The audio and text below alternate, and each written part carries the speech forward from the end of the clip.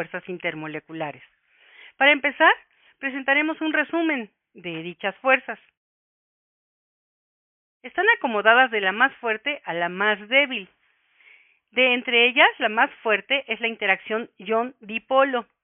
Ustedes pueden observar que la magnitud de la fuerza depende del inverso de la distancia que separa a las partes interactuantes. La potencia a la que está elevada R nos dice qué tan rápido decae la interacción. Por eso, podemos decir que la interacción ion-dipolo es de corto alcance. La que sigue es la interacción dipolo-dipolo. Es moderadamente fuerte y también es de corto alcance.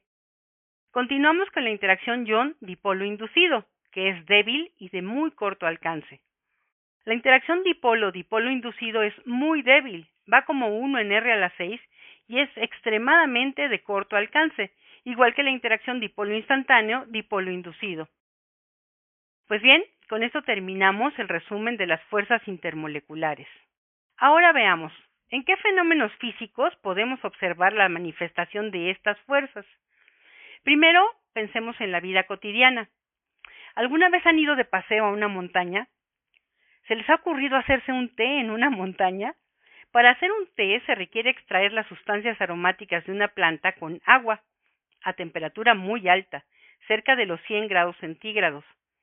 Si estás en una montaña, las moléculas de agua para preparar el té no alcanzarán esta temperatura. Mucho antes se escaparán hacia la fase gas y no podrás saborear el té.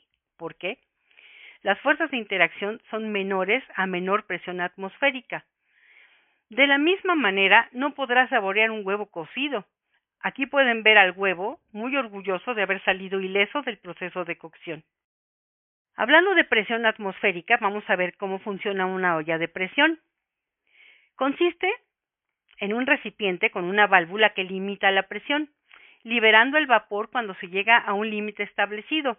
Ese límite es de casi 2 atmósferas. Eso es como estar 20 metros bajo el agua. Normalmente, la presión levanta un tope permitiendo que el vapor escape, manteniendo la presión constante y por lo tanto la temperatura. De esta manera, se consigue que los alimentos dentro de la olla alcancen una temperatura más alta de la que alcanzarían en una olla normal. El proceso de cocción se acelera y la comida se cocina más rápido. Claro que después hay que esperarse a que se enfríe la olla para poder abrirla. Otro fenómeno que será conocido es el siguiente: insectos que caminan en una superficie líquida. ¿Cómo lo hacen? Esto es gracias a una propiedad del agua conocida como tensión superficial. ¿Qué es esta tensión superficial? La cohesión de las moléculas en la superficie del agua es mayor que en el interior del líquido. Al pegarse estas moléculas de agua entre sí, tienen una cohesión lo suficientemente fuerte como para formar una película. La superficie puede compararse a un brincolín y por ese motivo los animales, los insectos, pueden caminar en la superficie. Y hablando de animales que caminan sobre el agua, también hay animales que pueden caminar sobre las paredes. Hablemos de los gecos y las fuerzas intermoleculares. El pie de un gecko tiene huellas que constan de alrededor de 500.000 de vellos de queratina. Cada uno de estos vellos tiene cientos de proyecciones de diámetros nanométricos, incluso más pequeños, que terminan en forma de espátula. Esas espátulas son las que se adhieren a las superficies. Existen muchas hipótesis sobre el origen de esta adhesión. Estos pueden ser aspiración, fricción y fuerzas electrostáticas, pero solo hasta el año 2000 se descubrió que la adhesión se debe a fuerzas de interacción débiles que se crean entre las terminaciones de los vellos, que son las espátulas, y la superficie. Aunque son débiles y despreciables en la mayoría de los casos, estas fuerzas de interacción se vuelven significativas a pequeña escala. En el caso de las patas de los gecos, cada pequeña espátula puede desarrollar una fuerza atractiva de 0.4 micronewtons.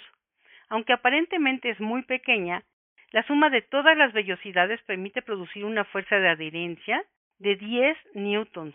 Impresionante, ¿no? Para terminar, vamos a ver en qué propiedades físicas intervienen.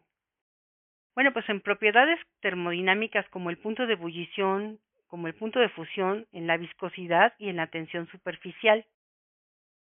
Pues bien, con esto se termina la presentación de fuerzas intermoleculares.